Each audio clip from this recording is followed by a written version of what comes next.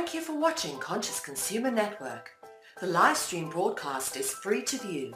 You can pause and rewind live broadcasts to catch up, or view shows at a later date by accessing our free archives of all shows. Check out our broadcast guide to see what's on. You can show your support by donating to our network support fund. Follow us on Facebook and Twitter, or subscribe to the monthly newsletter for updates. We thank you for supporting free and independent media.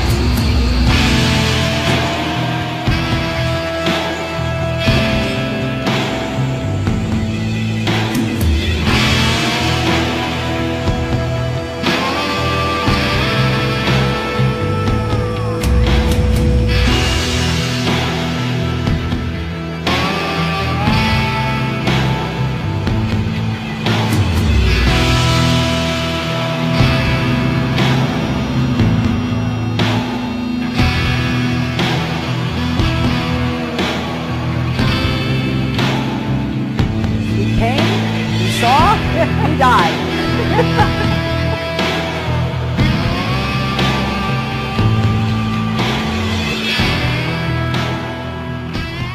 It's a big club, and you ain't in it. You and I are not in the big club.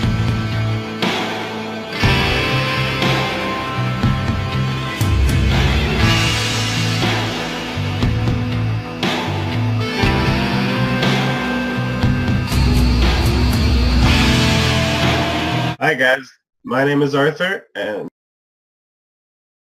hello, my name is Toltrain. I'm Miro. Hi, my name is Neil, and this is Youth on Subjects of the World. And today we are going to be discussing conspiracy theories. So maybe we should start discussing what a conspiracy theory is to start off. So the dictionary definition of conspiracy theory is a belief that some covert but influential organization is responsible for a circumstance or event.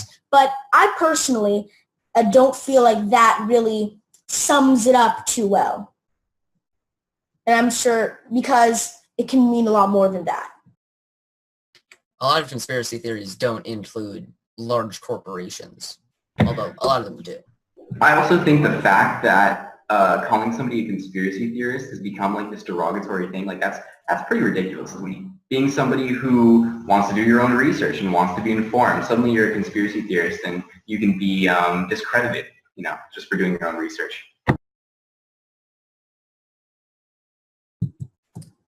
Right. So there's a lot of stigma that comes with being a conspiracy theorist, when it really comes, as you see in the opening video, one of the first texts are that, but if you want to think critically, you can see some of these conspiracy theories. And really, conspiracy theories, it comes with a lot of thinking, because in the world we live in today, and it really should be a good lesson to take through life, you shouldn't take anything at face value.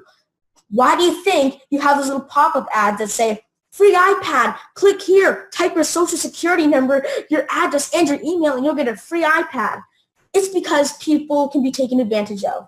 It's because people exist. Some of those people do exist where they can be taken advantage of like that. And it is a valid argument, in my opinion, whether or not these conspiracy theories are true or not. It is still a valuable argument. It's a valid claim to say that not everything these corporations, the government, all these big players feed us to be true. While it may be good, it may be a nice thing to believe that. In the end, awareness is what will make the world a better place. In the end, I think when we're talking about conspiracy theory, one of the most important things that you can do if you're just getting into this is really just practice discernment of information. You can read a couple of things and just really focus on trying to make up your own opinion, your own idea of what is true, what is not true, and really just do some critical thinking on your own. I think information discernment is one of the most important things in conspiracy theory. It's pretty hard to think on your own, though, when the government is controlling all of our thoughts through giant radio antenna towers, etc., etc. I mean, we can't think on our own when they're doing that. You've said too much. You've said too much.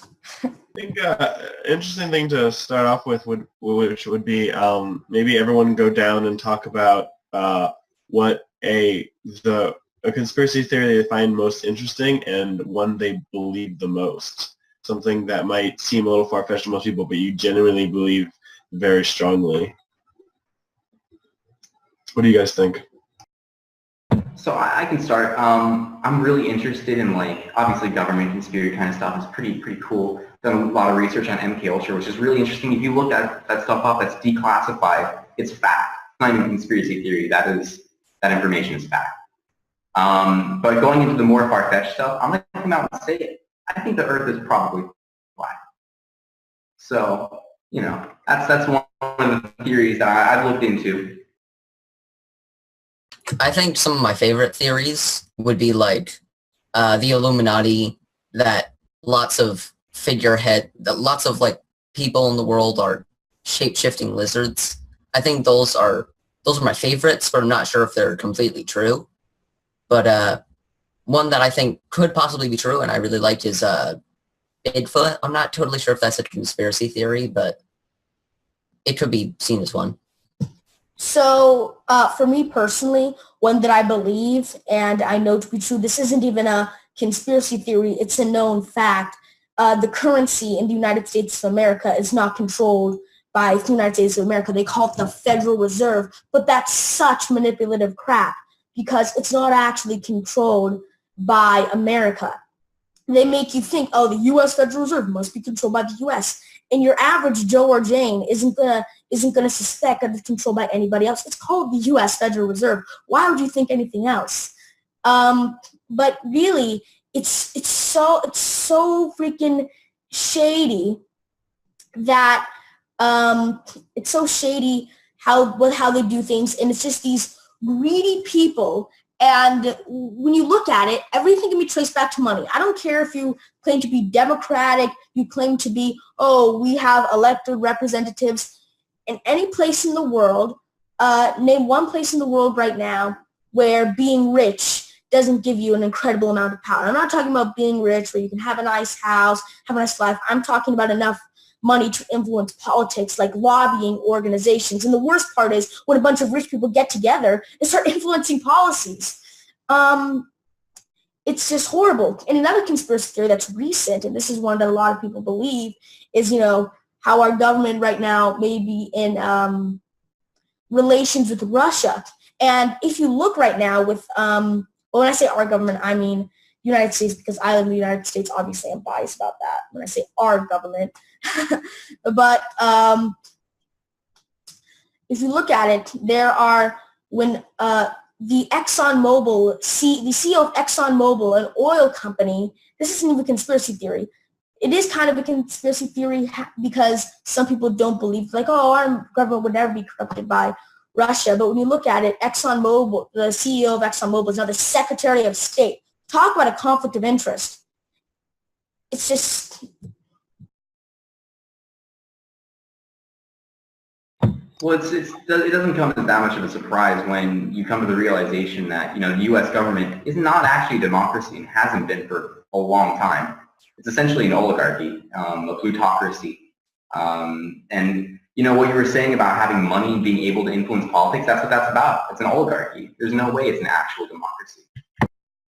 So technically, by definition, America is a constitutional republic, okay? But the problem is, like you said, all policies can be influenced by money. So even though technically people can get elected into office by a vote, which is horrible because the Electoral College is so outdated and stupid, because it was designed to work in a situation where votes had to be carried by people on horseback, not by cable, not by information traveling so fast through the internet. Well, man, I mean, this is like the third time we've been trying to get into voting systems, and we should definitely do an episode on voting. But that's probably... It's a good topic. And the thing is, too, the Electoral College, I mean, it was implemented to suppress, you know, specific people's votes. It was, you know, an incredibly racist system. It's a conspiracy. Not even, it's fact. Yeah. If you look at this, one of the things that we have where if you're a convicted felon and you're released, you still cannot vote, which is like, what are they going to do?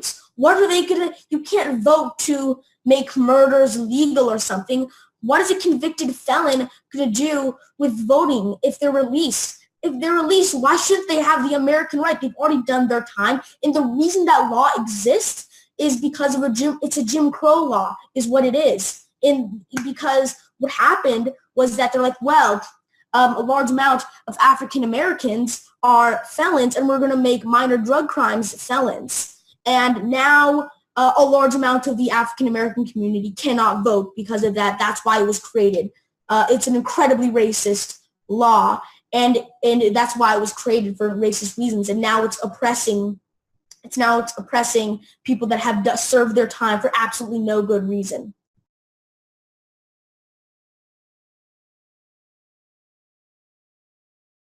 Well said. So to go back a little bit, the flat world theory is actually a theory I've heard a lot about.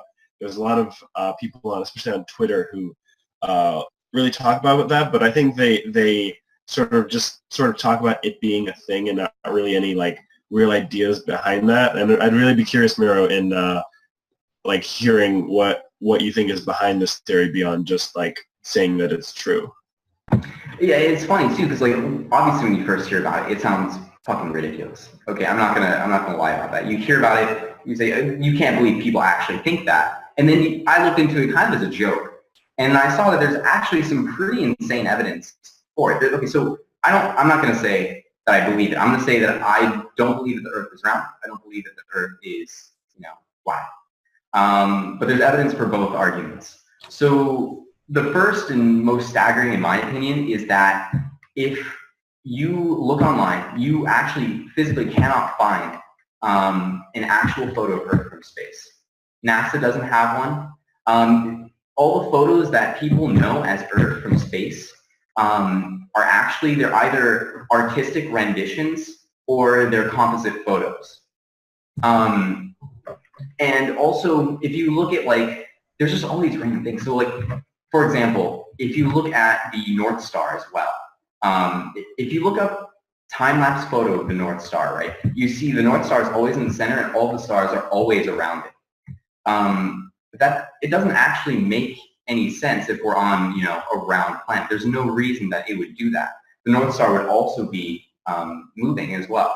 So the theory is, for the flat Earth theory, is that basically the North Star is over the northernmost point of the flat Earth, and that all of the stars are actually spinning around it. And also the fact that, like, okay, this is an obvious one, but so this question, it says, so you believe the Earth is square? No, the Earth is actually, on the flat Earth map, it's actually represented as a disk. It's represented with the northern hemisphere being the innermost disk and the outer hemisphere, or the southern hemisphere, being the outermost part of the disk. And the thing is, too, like, I think the whole thing, like, if you think about, first off, you think about motive. Why would such a thing like this be secret? And maybe it's because, I don't know, if you go as far and you say, okay, I think the Earth is flat, does that mean that space even exists and the universe even exists in the same way that we had believed it to exist? And if they're selling this idea of humans will eventually they'll get to a space age, they can go and colonize other planets, there's no need to handle resources here on Earth because we'll get to space eventually. I think it's just like, I don't know, I'm getting off topic. Anyways, another thing is, like, okay, so Antarctica. If you look at the UN, this is kind of spooky. The UN, right? The UN logo is actually what the flat Earth map would look like. If you take the North Hemisphere and you juxtapose it on a disk, and you take the Southern Hemisphere and you put it on the outside, the UN logo is that. And in the flat Earth theory, the outside of the world, Antarctica actually serves as an ice wall almost, and Antarctica envelops the entire Earth. And it's interesting too, looking at it politically. If you look at the UN has a sanction that says that, and tons of countries, all the countries have agreed to it, that nobody is essentially allowed to go to Antarctica to do explorations or to harvest resources for pretty much no reason. It's kind of ominous, actually. Not to mention the fact that, like, NASA every year has changed the official photo of Earth, and they've changed the model of Earth. So if you look at it, you can actually see from 3 years, a 3-year difference, that the photos, in one of the photos, the continents are noticeably larger or of different shape. And you go to 3 years in the future, and you look at the ones that was posted there, and it's a completely different model, which leads me to think that they actually haven't taken photos of Earth from space as they say they have. You know, it's just things like that. Are you talking about, like, maps of Earth, like flat posters, or are you talking about actual photos? I'm talking about actual photos of Earth. Although the thing is, the thing with the NASA images, it's based, so you know, there were two main types of maps. There was the Afrocentric kind of map, and then there was the American-centric map, which it showed North America, the continent of North America, as being way larger than it actually is, and it showed the continent of Africa being a lot smaller than it actually is. When in reality, Africa is way bigger than North America, and North America is actually kind of tiny on the whole, you know, world map. But if you look at the NASA images of the official photo of Earth that they had taken from space, right? That's what they claim. It changes the models. It almost seems like they're jumping between the models and the different types of maps. So I don't really know what to say about it, but there's a lot of different little evidence, or little inconsistencies like that, rather, that just lead me to believe that, okay, maybe the Earth isn't flat. But I don't know if the Earth is really what it is, what they've been telling us it is. So, sorry, you can go. What do you think about the fact that, well, one, like, a lot of our science and a lot of our, like, plane travel are based on gravity of a round Earth? Like, we've sort of figured out that, like, a lot of our science is based off of a round Earth, and we work off that, and travel and a lot of stuff works like that. And if you, like, stare at the ocean, there is a sort of dip at the end where it kind of curves a little bit. But you can't actually see the curvature. You can't see the curvature. There is all right, this is a good example. I mean, you can say, like, oh, look at an airplane. Look, if you are in an airplane, you can't see the curvature. Yeah, you cannot see the curvature in an airplane. You can't. And if you just look out on the horizon, like, I'm not saying that this theory is true because, for one, because I just don't know, right? I don't know. I haven't done actually any research on this, and this has definitely provoked interest. Maybe we need to do research, but I'm just saying that that's one thing that I definitely know. If you look at the horizon, if you see a curvature, your eyes cannot go that far, first of all. Your eyes can't go as far to go to the end of the earth. Otherwise, why couldn't you go and see like part of, could you go to Alaska, see the edge of Russia if you go somewhere close there? I mean, your eyes just don't have that distance. You don't have the capability. And a good example of this is, for example, there's this famous bridge in China. I forget what it's called. It's something like 106 miles long. It's flat. It has the same height, the same altitude. It's just above sea level all the way through. It's a straight bridge. It's reported, and people have said that you can go there. You can stand on one edge of the bridge, and you can see, if you have good enough vision, you can see people on the other side on the beach playing in the water. And that's 106 miles. If you do the math, you shouldn't be able, if there is a curvature in the same slope that we believe there to be, you physically couldn't see the other side of the bridge. It's impossible. Well, to be fair to people call it people that believe in the flat earthers, so I'll just say round earthers. To be fair to round earthers, the Earth, at least claimed by NASA scientists, it technically, I'm going with that definition, it isn't round. There are different, it's different angles. So again, it's possible, it's like this entire episode is probably going to say this conspiracy, it could be true. And then we just play devil's advocate and try to, so that's how it's going to be. But the thing is, it could be possible that it's very flat and it's area. But again, that could just be a way of trying to explain away this. And another thing that could be, it's something very interesting because, obviously right now we don't know why would they keep it this secret. And when we say they, obviously I guess we would mean NASA and all space organizations cooperating. It's not like they wouldn't know this because probes being sent out, probes being sent out into deep space, they would obviously be able to see Earth. So that brings us to another theory. What about the moon landing? Now that has a lot of evidence for it, and it has a lot of people saying it doesn't exist, and it does exist. So first of all, does anybody have any opinion on this? I do. It didn't happen. I'm not totally sure if it happened or not. I don't really have a very strong opinion on it. It could have happened. It could have been faked, I guess. It would have been very hard and kind of strange for them to fake it, but they could have. But I've seen a lot of photos that are around the web that have one of the photos I've seen has what looks like a fan on the roof of wherever they may have faked the moon landing. Another one was a picture that had a rock in it that had a letter on it. The rocks were placed in certain spots or whatever.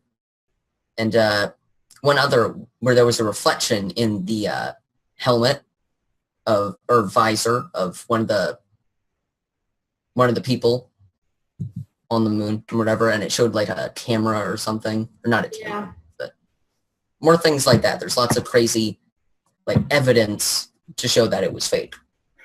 I actually don't think humans have ever been on another planet into space. I don't think we have. And the thing is, you're talking about the moon landing. It didn't happen. There's no way that it happened. I hugely doubt it. Hugely.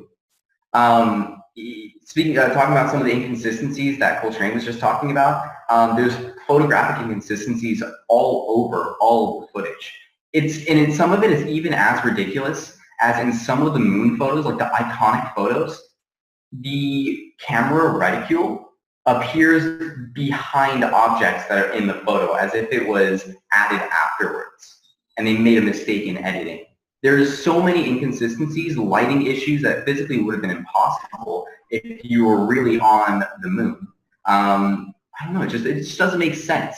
And if looking at it from a political perspective too, it actually does make sense for the time, Yeah. It would make sense why they would want to fake something, make it seem like they are spending a ton of money into space technology, right? Make the Soviets do the same thing, and it worked.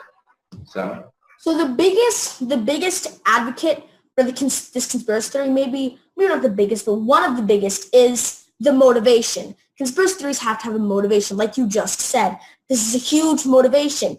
This was the Cold War. We wanted to prove, damn those communists to hell. Capitalism is the best way. We will get to space. We will get to the moon because capitalism rules. That was the whole mentality. You had cartoons in the Cold War about how I watched a cartoon a few months ago that was saying, "Oh, capitalism isn't bad. Capitalism is bad. I want to go where I get a certain amount of money. I do a certain amount of work. Blah blah blah. No worrying about losing my job." And then it shows them being enslaved and they have to do it. And it's horrible and they're not free. And then they come to America and it's, oh, capitalism. It's so great. So the whole mentality, and considering the amount of conspiracy theories that come out of the Cold War era as a whole, like that a lot of people might say like, oh, that's where conspiracy theories got the oomph behind them. So, and the American space program, a lot of people, what one could argue is the American space program, how could they even get to the moon? They were a joke at the time. The Soviets, they mocked the Americans, saying they can't even get a rocket into space. There were so many failures and bumps along the way. And if you look at it, actually, to be fair though, the Americans could have gotten a probe into space way before Sputnik got into space. Even if they did go into space, we're getting way too deep. Let's start at the beginning. They're saying, oh, they could have gotten it way before because a German scientist who specialized in rockets. He actually worked for the Nazis for a time to develop missile technology, and I believe it was him who developed some of the most iconic things. You know how when you fire an engine, the entire thing doesn't blow up because they have fuel drip down the sides of the rocket, so it doesn't, as kind of an insulator, so the entire thing doesn't the coil there doesn't overheat. I'm not very familiar with it, but apparently they had a design ready to go. They could have gotten a probe in space way before Sputnik. The problem was, imagine the bad press they would have gotten. So they took the long route. And Sputnik eventually reached space way before America's probe did. But then you have the moon landing, and actually that same scientist did work on that. So you have to think, why couldn't I, and there are probably a million people that could prove me wrong, but I'm just saying this because I'm ignorant about this specific fact. So I'm just asking the question, why couldn't the Russians get to the moon? If they could have gotten their rocket into space first, why couldn't they get to the moon as well? Maybe even not at first. Well, there's a difference between getting a rocket into space and getting a human into space and then landing on the moon. And then getting back. Right. But the thing is, have you guys heard of the Van Allen radiation belt? Apparently, it's this radiation belt that is essentially encircling the Earth, right? That should a human pass through it, it's more than legal. Like, there's no way a human can get through it. Only recently, I think this was a few years ago. Yeah, only recently, I think a few years ago, NASA released an official statement regarding the Mars colonization project that they're trying to get off the ground. Yeah, that's how they released an official statement and said, right now we're currently working on how to get space travelers through the Van Allen radiation belt safely. But that just raises the question, haven't you guys been to the moon? The moon is outside of the radiation belt. Haven't you guys gotten there? Haven't you dealt with this already? And that is really weird. And considering the fact of how potent it is, in every single documentary regarding Mars travel, you see it every single time, How are they going to survive the radiation? And that is, in so many ways, the biggest obstacle. It's how are they going to survive the way there. That is arguably one of the biggest obstacles. A lot of other things can be overcome. Yes, you have, muscle deterioration and what about people being born on Mars? But actually getting there, that really is the biggest challenge there. It's not, there are people with incredible amounts of willpower. They could definitely have people in there for if they select. And if you look at Mars 1, how many candidates did they have? And they narrowed it down to 100. They're going to get the best of the best. You really think they're going to go, if you're getting the best of the best that can survive in extreme conditions, you really think they're going to go insane over, how long is the journey? 3 months? 6 months? 7 months? I think 7 months, right? So the 7-month journey, they'll be fine. They are waiting for this for their entire life to go on this opportunity. The biggest obstacle is them getting radiation poisoning. Yet, in the technology, and we can't discover that right now in 2017 when we're actually sending probes to Mars and all these, and claiming to at least, we're sending all these cool things everywhere. We're doing so much cool stuff. Yet, back in the time of the Cold War, apparently, we were able to get past it no problem. If you're able to get past it no problem then, why is it a problem now? And as far as I know, Neil Armstrong and Buzz Aldrin and the other people, because I think there was a command module as well, right? There was a command module and then there was the actual landing craft on the moon, apparently. None of them apparently, I know I'm saying apparently a lot, none of them, as far as I know, ever developed radiation poisoning or later in life developed cancers that come with radiation. Radiation kills you fast and it kills you in a very noticeable way. Yeah, you're dead. You're done. If you get radiation poisoning, you're going to get a serious problem. It's going to be noticeable and you're going to die. I think that's simply because they never left the filming set. You know? Oh, one of the biggest things, I totally forgot to mention this earlier, but isn't there also like some theories about the flag on the moon landing? Something about it?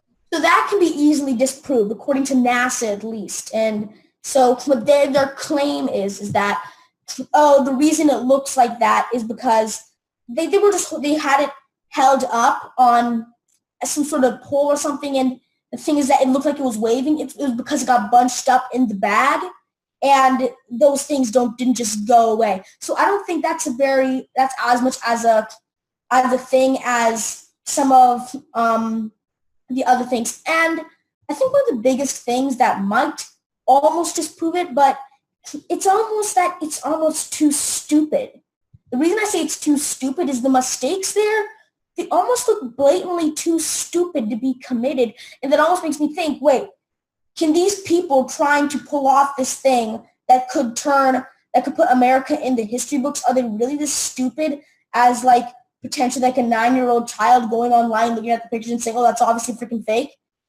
And that almost makes me think, could it just be a set of coincidences due to the fact that are they really that stupid? And it almost makes me think, because why would it be there if it's not faked? And why would it be there if it was faked? Because how are these people that stupid? Like, oh my God, you'd think they would have gotten the best of the best. Yet some of the mistakes is blatantly so stupid that looking over all the pictures for 5 minutes, you can see the problems. And it just makes you go, it makes me doubt it even more. Honestly, the pictures make me, instead of making me think, oh, it's true, it's not, it almost makes me indifferent where it puts me in a position that it wouldn't make sense either way. Obviously, it makes more sense if it was faked because of all the circumstances and why would there be a letter on the rock? Maybe they were trying to sample it for something, but you think NASA would have released some sort of propaganda for that if they were. But yeah, it just doesn't make sense to me. Yeah, plus if you arguing for it very hard, Buzz Aldrin's going to punch you in the face.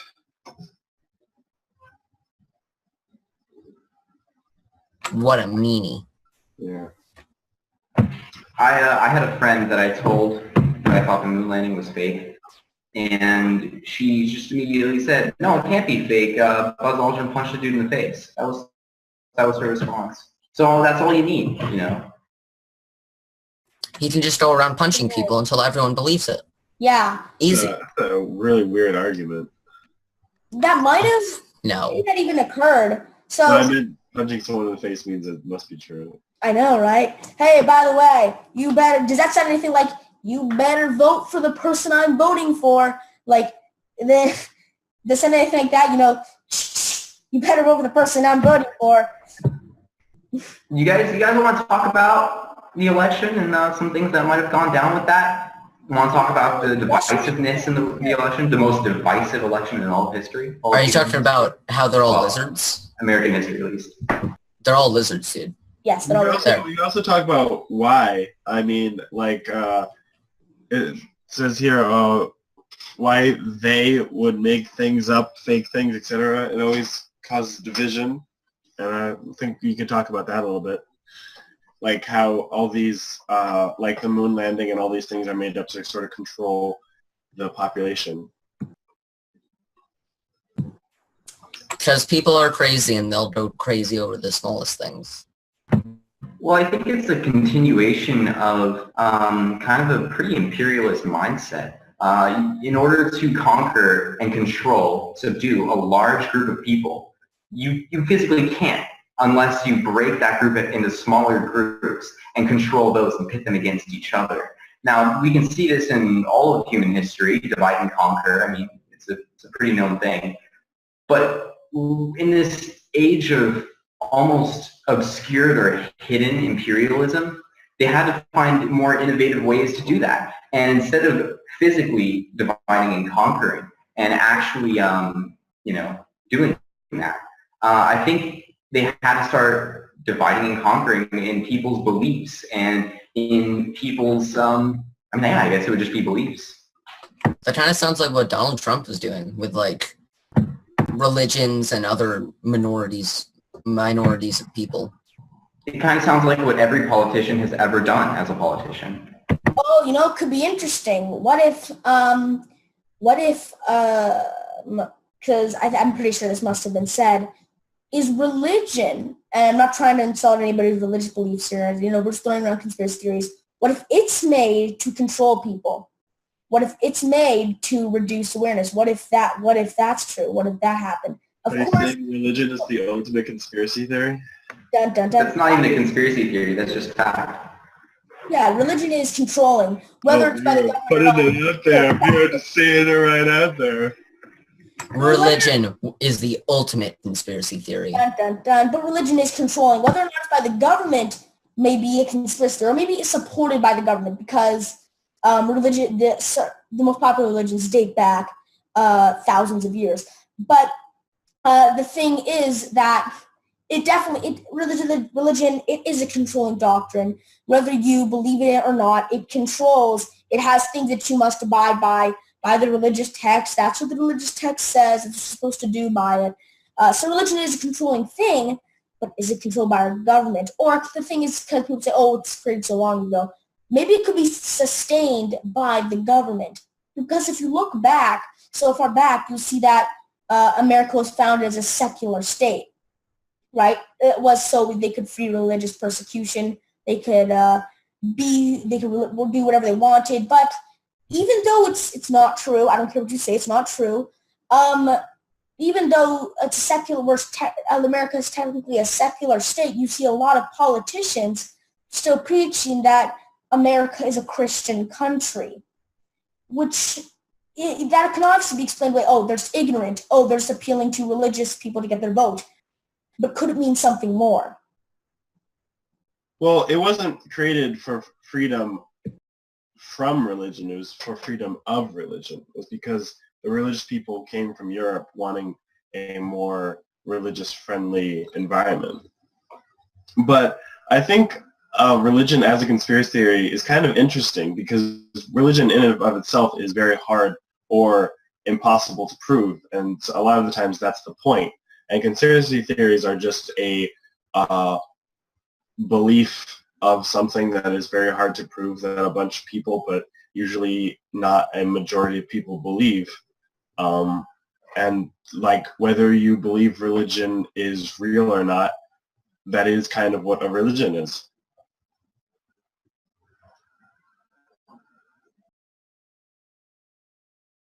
So I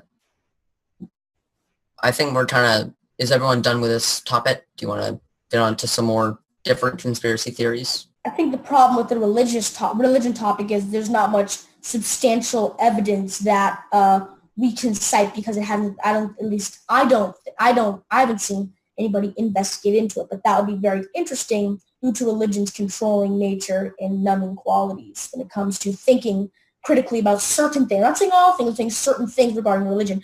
One of the things is faith, which is by definition belief without evidence.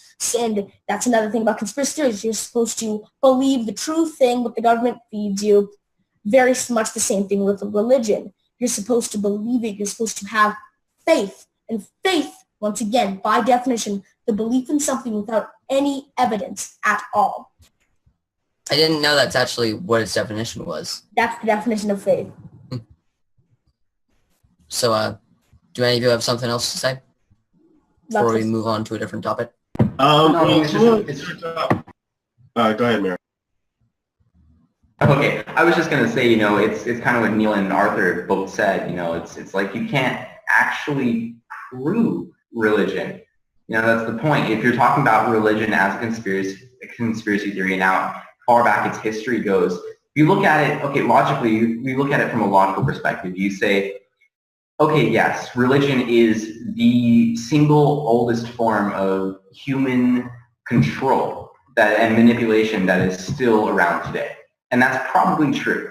And the most effective. But when you're talking, and the most effective, it's insanely effective. But the thing is too, you can't prove anything past that. I'm sure a ton of research has been done into it, but it doesn't matter how much research you do into religion, because you can still come across people who deny it if there's evidence, or you can simply never find evidence because that's just the nature of it. It's like saying there's an invisible pink unicorn behind me at all times. Prove it's wrong. You can't prove it's wrong. You can't prove it's right. You can't prove it's wrong. It's just, it doesn't matter if you believe in it or not. It's the nature of it. It's the nature of the belief system itself, and you cannot deny that. Another thing is during the Dark Ages, one of the biggest controlling places in one of the biggest controlling factors of local government were religious chapels. And a leader, I forget what his name was, I forget what country he was from, but he was, and whose name was he conquering. He was a king of sorts, and he transferred from paganism to, I don't know if it was Catholicism or Christianity, but he transferred so he would have more supporters, more followers, more influence, more trust amongst his troops and his people. So religion is one of the biggest controlling factors, whether you believe it or not. Well, not to mention, and this is really just talking about Western religions at this point, but not to mention the fact that Christianity has essentially been rewritten by a handful of kings down the line to better serve the reign that they're trying to impose over their people. So, once you really look at it from that perspective, religion, sure, it can be coming from a place of faith. It definitely can be a positive thing in people's life. I'm not saying that religion is bad, but I'm saying that religion historically has been a tool of control. It's that simple. It has. And again, we were talking mostly about Western religion. I'm sure that's what we're most familiar with, of course. But if you look at Islam, there are countries with Sharia law, which is literally, I forget if it's in the Quran. I think the Hadith is actually the book where it documents what the Prophet Muhammad did. In the Quran is the actual technical book as equivalent to the Bible. I could be completely wrong, but I believe it says in the Quran or the Hadith, I forget which one, what Sharia law is. And so many countries, not so many, but multiple countries have Sharia law, which is it's not subtle, it's not this it's literally religion controlling the government because it is the law. It is the law of the land of religion, and it is against the law to transfer religion. So it's definitely an interesting topic. Again, I'm not saying all religion is evil. I'm not saying if you're religious, you're just ignorant or you're a bad person. That's not what I'm saying at all. I'm saying religion is being used, is a controlling factor, and it could be used by government to control people. And in fact, in some places of the world, it is, as I just said, with Sharia law. And at which point does religion, can you consider religion to be fascist? You know, after which point can you consider it to be so oppressive and controlling? The struggle with religion is that a lot of people, you know, are still under it and they're still for it, you know. So anyways, we can change the subject as well. Yeah, something else I find interesting about conspiracy theories is that there's a lot of sort of secret animal sightings. Like there's a classic Bigfoot and Loch Ness Monster, but in more northern areas there's the Yeti and there's a Chupacabra in Mexico. And I find this specific cryptozoology to be kind of interesting, as it's a very repeated factor in a lot of different cultures. So there's definitely that idea of that permeates our culture of just a secret creature that no one can fully document, but we're all trying to find. It's like the unobtainable goal. And yeah, do you believe some of these creatures actually exist, or perhaps they're just a hoax, or perhaps someone saw something that looked like it and it was just like the Bigfoot could just be a bear that was standing up straight and looked a little weird? I have personal experience with this, actually, because I know it sounds stupid, but my friend and I, my best friend, when we were younger, I want to stress the younger fact, we were actually the head leaders of the Bigfoot Believers Club. So, so as you can see, I'm an expert on this. So I just want to talk a little bit about that. So, just for clarity, I actually I live in the New Jersey Pinelands, which is, if you're familiar with it, it's home of a lot of pine trees, lots of trees, possibly Bigfoot and the Jersey Devil. So it's great. Jersey Devil definitely exists. I definitely saw the goat man with pterodactyl wings and horse hooves. If you deny that, get out of my face. The Jersey Devil is real. Anyways. Okay, I've never heard of that one. You've never heard of the Jersey Devil? Really? You never heard of the Jersey Devil? Oh my God, he's the best. Oh my God. I've only heard of like of Bigfoot, Yeti, Loch Ness Monster. I've heard the Chupacabra. I've never heard of that. Devil. It's great. But yeah, the Pine Barrens is where Jersey Devil supposedly lives, and I live smack dab in the middle of the Pine Barrens. Anyways, so we actually had both claimed to see Bigfoot. We'd see things in the distance going around, but there had been reports of bears in the neighborhood, so could have been a bear. But it's the fact that, and this is another thing that could disprove some conspiracy theories. It's the fact that I believed it so much, and he believed it so much, that we saw things that we wouldn't really think we saw now.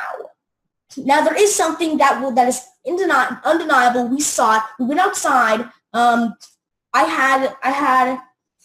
think I had like an old phone with no service, and I was recording, and my friend borrowed my mom's phone and was recording. And this was a while ago, and so we were recording. We were just like, oh, what's gonna happen? What's gonna happen? And everyone was like, oh! And then he's like, oh my God, oh my God, oh my God. And he started running back to the house and he just started grabbing. He's like, let's go, come on. It's like, what? So he ran to the house and he showed me the clip of the video. And it was just, he was like filming in the bushes. He was zoomed in for no reason. It was just like, then you saw come across the screen at the bushes, this thing in like black fur go across. And I was like, that is Bigfoot. It was probably a bear. But I was like, oh, that is Bigfoot. That's so much Bigfoot. And then I don't know what he was doing, but he clicked on it, and he deleted it. I don't know how that's even possible. I don't know. It still makes me laugh to this day because he was just like, and he deleted it. And I was just like, what? He's like, oops. So, yeah. But it makes you think that when you believe something so much, you can actually see it. You can actually believe something that isn't there, or maybe it was there. But the amount of times that we saw Bigfoot probably wasn't there the majority of the time, or maybe at all. Because, we'd say, oh, there's Bigfoot scratching his back on the trees. And it wasn't like we were stupid. We weren't that little to say, oh, look, there's Bigfoot. He's coming in the house to get some tea. We actually, we get our binoculars out. We were pretty serious about it, actually. But, again, it makes you think, how much does just believing and wanting to see it take a part in this? Well, I went a bit of a long way to prove a point there. I just wanted to say that.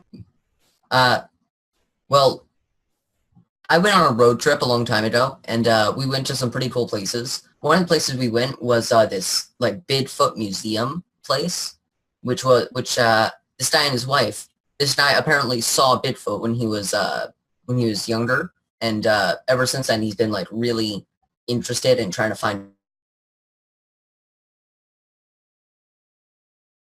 Bigfoot, and all the drawing of Bigfoot. You can't see it, but right out there. And personally, I'm not sure if I completely believe in Bigfoot, but I think it'd be really cool if Bigfoot was real, or if there was some kind of bear that walks on two legs and is really skinny and buff.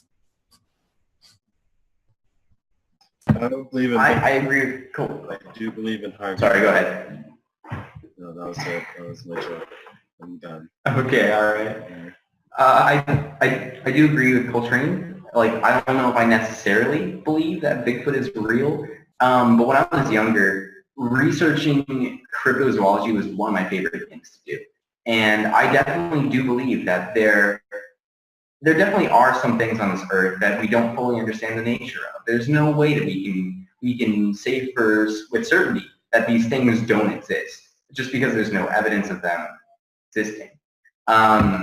And I think this also kind of goes into a fact, some of these things have had some kind of evidence, but it's always been, even when the evidence is pretty promising, pretty real, it's always been called a hoax. Most of these things have been called hoaxes. And I think a part of that has to go back to the establishment of science, and how science, the establishment at least, is too rigid. It's too slow to change. And that's because people, especially, scientists, they have their career, and they have almost a sense of ego that's wrapped up around this. And they're unwilling to be disproven by other people coming up with new information. So I think that, that has a huge part to do with this. And that actually, in general, it's really relevant to this topic of conspiracy theory. That has a lot to do with that. So. Oh, another thing I forgot to mention: the giant squid, or giant octopus. It's giant squid, sorry. But that's another giant monster that people aren't sure if it's real or not. I think it's pretty cool.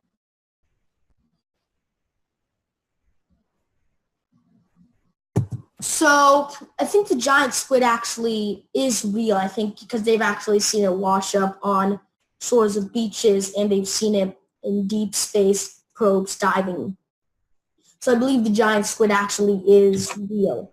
Giant space squids. I'm not saying believe as in I believe the theory, as in I believe it's not a theory anymore, and it's actually a real thing that exists in the ocean, and it's agreed upon by science. I could be wrong, but I'm pretty sure I'm right about that. So, and I think that was a conspiracy at a time. Maybe that was a conspiracy theory at a time, and that can prove that not all conspiracy theories are crazy people with tinfoil hats on. And while it's always fun to have a good laugh at anything, but you have to understand the consequences of branding everything with a stigma when you could prevent yourself from waking up to the truth about a lot of things.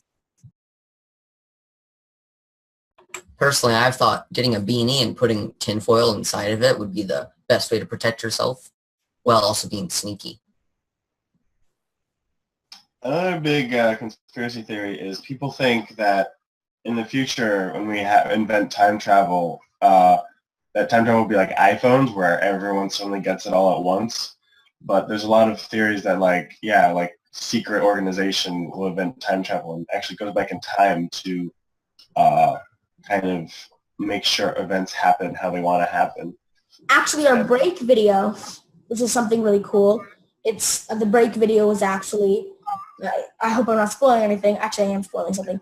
It's about pictures that are related to time travel and evidence of time travel existing.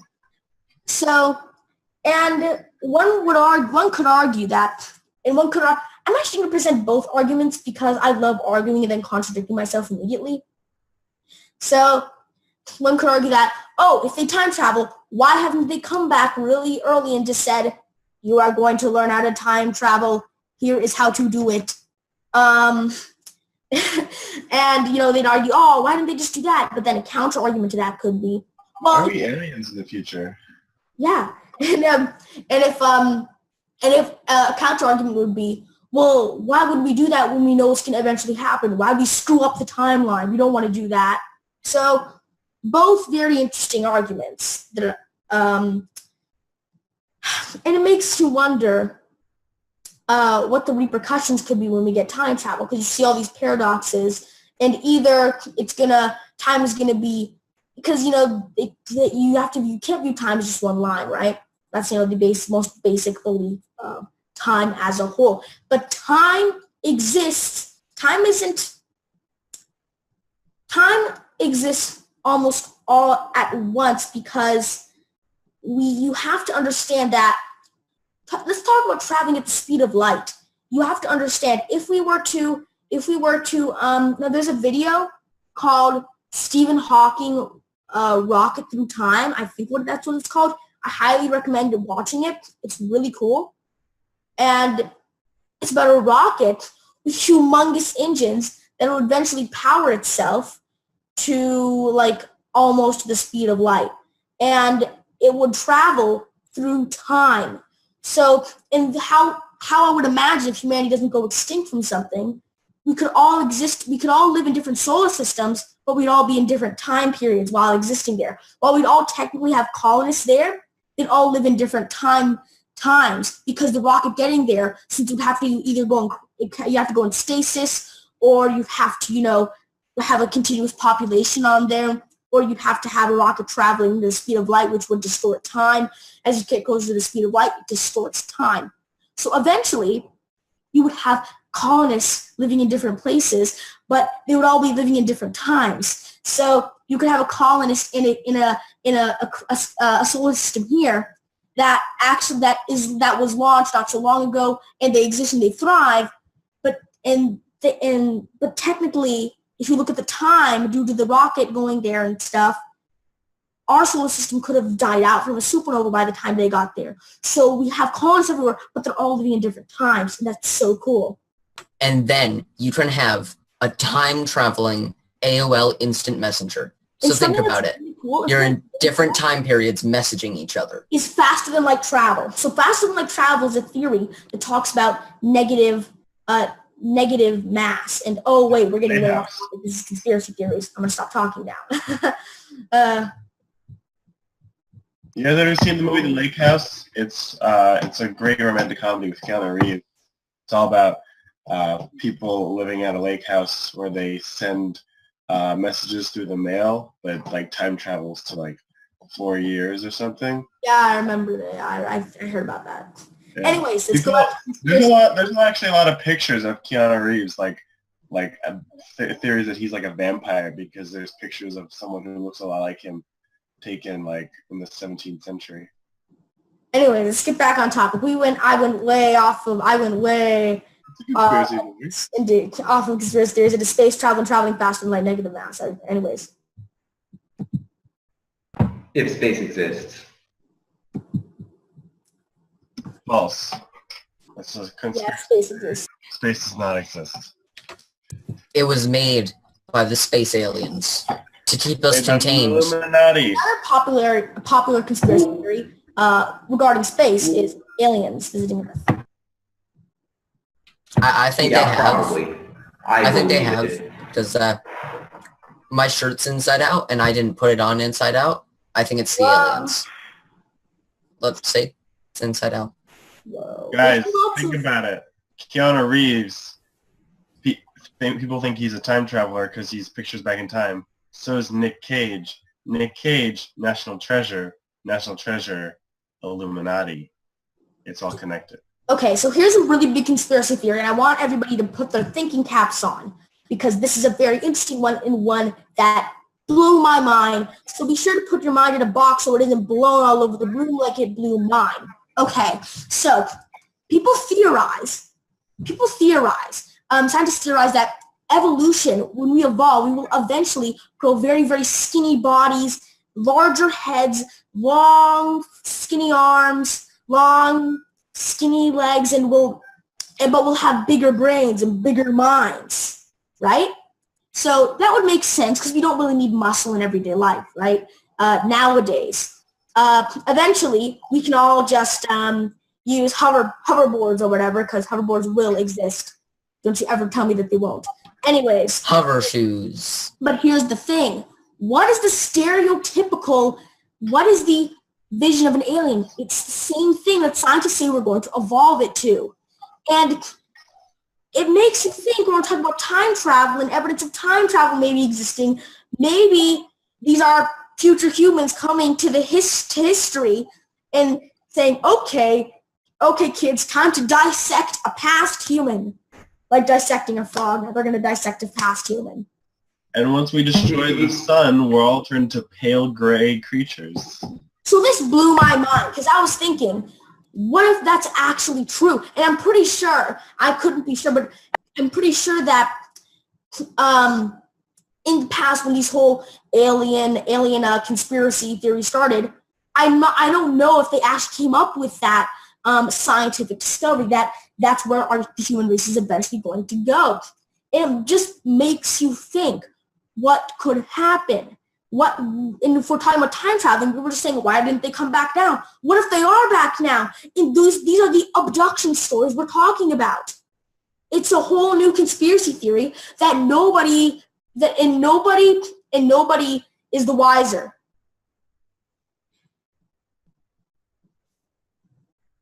So yeah, that's interesting, I thought. That's out of this world. And I think if we're talking about like creation stories, right, and human origins, I researched like ancient cultures and mythology for the most part, and it's totally possible. It makes sense to me that these ancient gods that are referenced to in many ancient texts, like it makes more than enough sense that these gods could be aliens. Why not? Yeah, wasn't there some sort of carving that showed something very similar to how aliens are depicted now? There's actually, I'm here in Mexico right now, there's actually something near this area. I think it's called the Cohete de Pacal or something like that. But it's this Mesoamerican man who is on a rocket ship, or what appears to be a rocket ship. And this is like an ancient stone carving. Rocket ship? Like a rocket ship. A rocket ship, okay. This is the plot to Prometheus. Oh, I wanted to say, Sorry. I don't know too much about this, but there's also these really old little toys that I think it was maybe the Mayans or one of those really old places, people that made these little kind of toy things that looked like modern day airplanes. And people have tested them, making a larger version of them, and they actually do fly.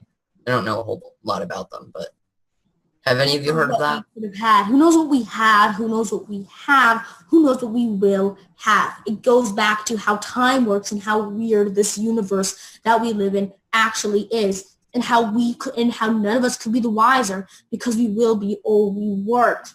The biggest conspiracy of our time may be that nobody now knows because we will know.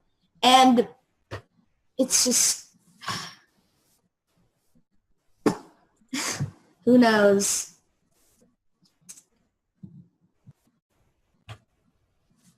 Crazy, bro. Yeah, time travel is crazy. I mean, if we want to go to the speed of light, we could, the Flash could go to the speed of light. It can run really fast.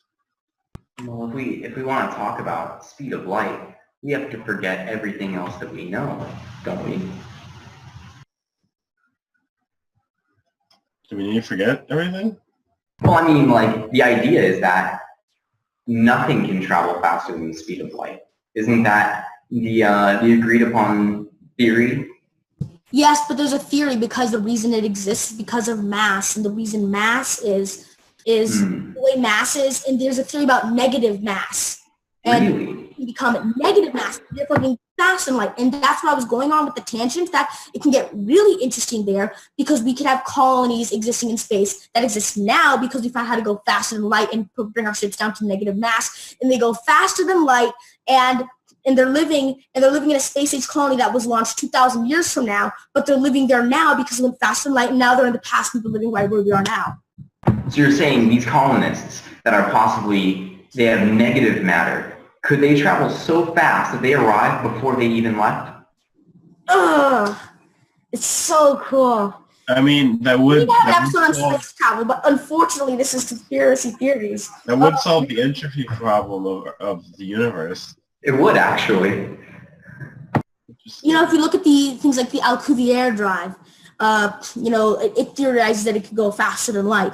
We already have concepts right now. Of course, we have concepts for everything. We can't even freaking know how to get to Mars because of radiation. We don't know how to get to the moon because of radiation. God knows how they did it last time, or maybe they didn't do God it. knows. What? We know about how religion was used as a tool for control in history. Yeah, Because God knows the answers. because God knows the answers. God knows. And you know who also knows the answer to these questions? Nicolas Cage. Yes, Nicolas Cage knows the answers. Nicolas Cage is the answer to everything. I've told everyone a million times. It's just, he created the world. He's going to end the world. He's God. He is the God. The God, capital T, Yes. Capital G as well. capital G. Should we go to the break real quick? Yeah, sure. Let's do Be it. sure to stay tuned because the break video isn't that long, and you can stay here for some juicy conspiracy theories when we get back. Juicy. Juicy. Juicy. Juicy. 11 possible cases of time travel.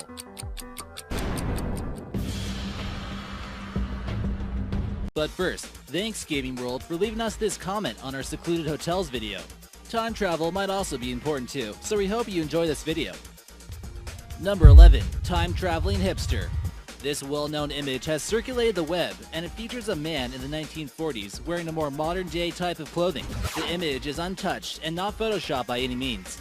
It was taken in 1941 during the reopening of the Fork Bridge in Canada. With the sunglasses on his head, the graphic t-shirt he's wearing, and all the way to his hairstyle just screams 21st century. Experts claim everything this guy is wearing is completely explainable. Why does no one else in the photo bear any resemblance to him though? They believe that this style of eyewear wasn't too widespread, but it was available to some people. What was he doing at the opening of a bridge ceremony? It might not be 100% proof of time traveling, but it's definitely a strange coincidence. The guy could at least be the first original hipster. Number 10. CD case, 1800s.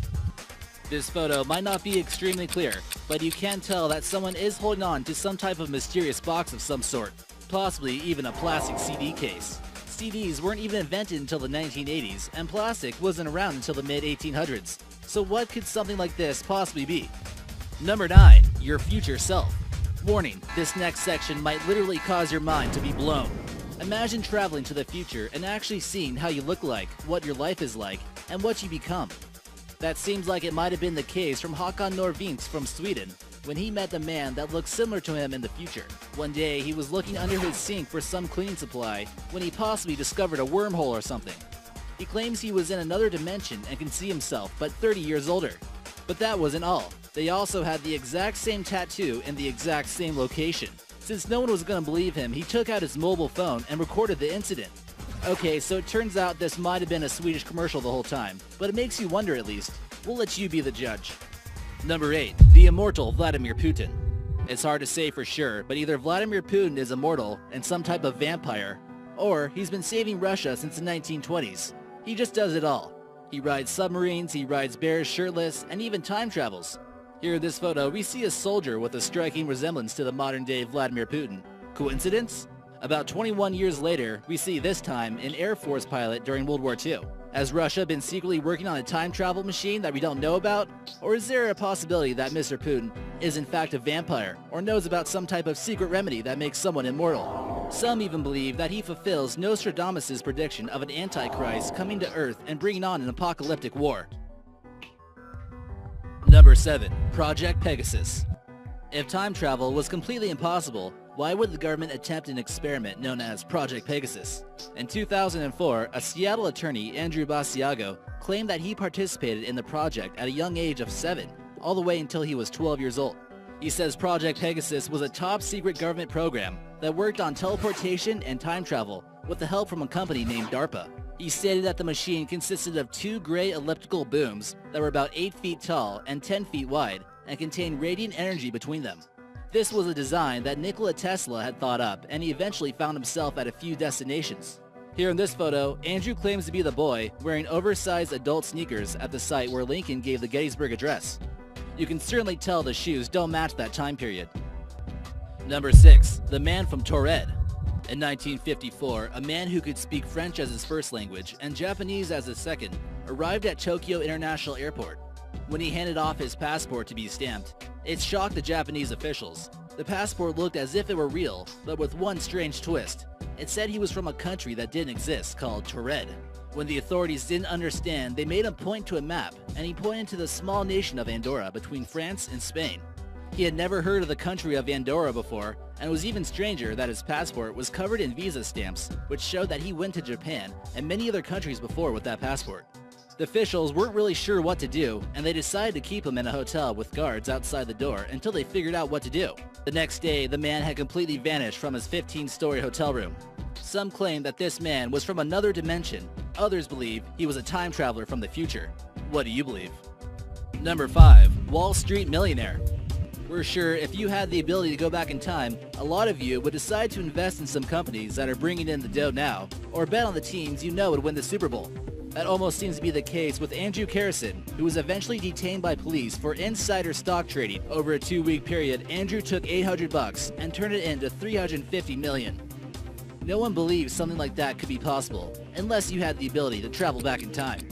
The cops asked him why and how he did this, and his answer was shocking. He claimed that he traveled from the year 2256 and knew how the stocks would perform. In case you thought that just sort of sounded like some sarcastic answer, he correctly predicted the date of the US invasion of Iraq. He then disappeared off the face of the planet. Number 4. Night of Long Knives. This photo here was taken in 1934 at a Nazi rally right before an important incident in history took place. This was the Night of Long Knives, where Hitler ordered the killing of 85 political figures, and this night would eventually lead to the rise of the Nazi Party. The man circled in the photo certainly seems a tad out of place. Could he have possibly had something to do with the conspiring to kill political leaders and put Hitler into power? Was he possibly time traveling to put an end to this event? Number 3. Woman on mobile phone, 1938. A video of a woman putting her head to her ear never really got too much attention at first, but later on in 2003, people began to realize that maybe she was talking on a phone. But hold on, this video was taken in 1938 of a group of women walking out of a DuPont factory in Massachusetts. You clearly see in this clip that no one is talking to her, and the only person next to her is completely looking the other way. There's also something in her hand. What could it be? Some claim it was a listening device, but that generally wouldn't be used by someone of her age. There were no cell phone towers back then, so it's really hard to say exactly what happened here. Maybe it was some type of recording device, and she was making an entry about her experience that day? Seems like people are so hooked on their phones nowadays, it'll even get them caught while time traveling. Number 2. Charlie Chaplin's film. Another well-known incident of possible time travel during the filming of the film called The Circus in 1928. An unknown woman looks like she's talking on the phone again. This sort of seems like something you see every day, someone just walking around the street and talking on the phone, but there's only one catch. The first cell phone was much bigger and not invented until the 1980s. The object that she's holding is difficult to determine, but as you take a closer look, it does seem to take some type of rectangular shape. What were these devices used for if it wasn't a phone? What does this woman know about time travel? Only she knows the true answer.